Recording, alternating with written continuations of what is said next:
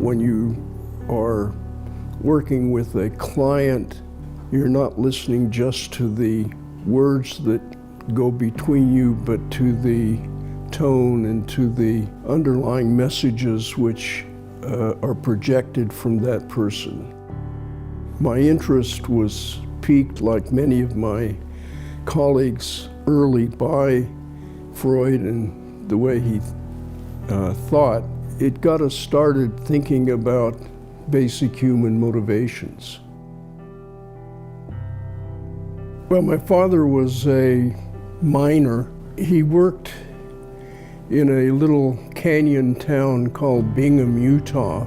The canyon on each side held the houses of the miners, and that's where I was born. I had rheumatic fever at about age 9, so I spent pretty much a whole year in bed, told not to move because it would damage my heart. So I did a lot of reading and eventually read Sherlock Holmes and mystery stories, and somebody gave me a book on chess and I taught myself to play chess. The fact that both of my parents worked and my sisters were in school meant that I spent that year pretty much on my own. When I finally recovered and was allowed to get out of bed, I had missed a whole school year, but the rather generous teachers decided to advance me anyway. So I skipped a year.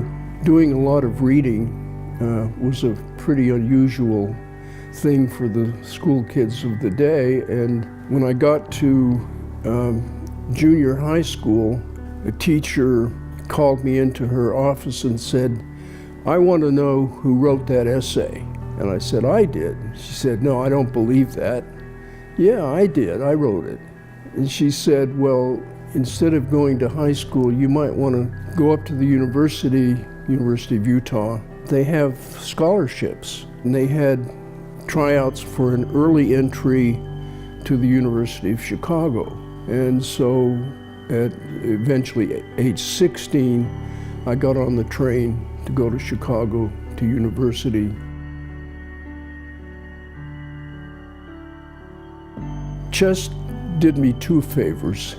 One favor was that after I finished my school at the University of Chicago, I was nominated for a Rhodes Scholarship.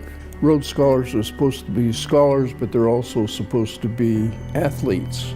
Chess actually counted as my sport. And the second is that I think it gave me the habit of carefully thinking for long periods of time without getting too restless. It really integrated my mind into a world of thinking and problem solving.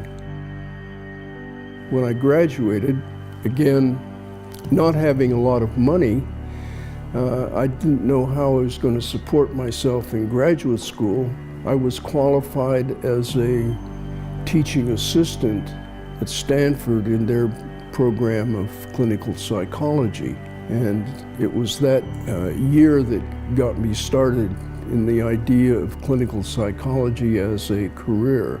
From there, I transferred after that year to Harvard, where I got a full scholarship in clinical psychology.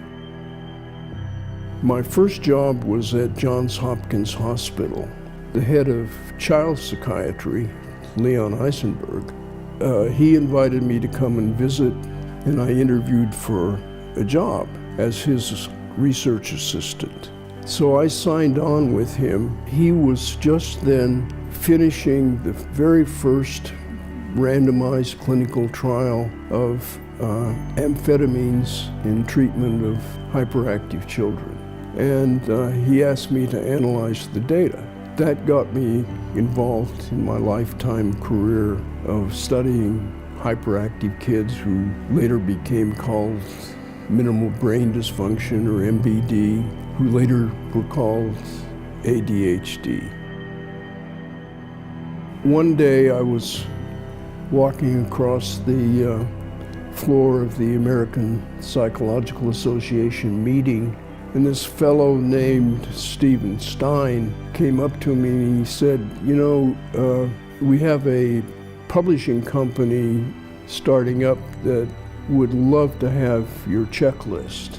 And he was very persuasive in telling me that I was underestimating what that scale meant to people in our field. You know, it was luck for me to have turned my rheumatic fever into an advantage in my own development. It was luck for me to have a school teacher who said, you know, you belong at a higher level. It was luck to get chosen as a Rhodes Scholar, which opened a lot of doors, including Stanford and Harvard. It was entirely chance that John Money handed my letter to Leon Eisenberg. If he'd handed it to somebody less notable, I'd probably be pumping gas in Salt Lake City today. My career, I guess like a lot of careers, is subject to chance. There are turning points or changes in direction that come about because of chance events, and I had plenty of those. You know, I think that the saying by Louis Pasteur that chance favors a prepared mind comes to the fore here. It isn't that my prepared mind got me anywhere, but I had a lot of chance that allowed me to use what I did know.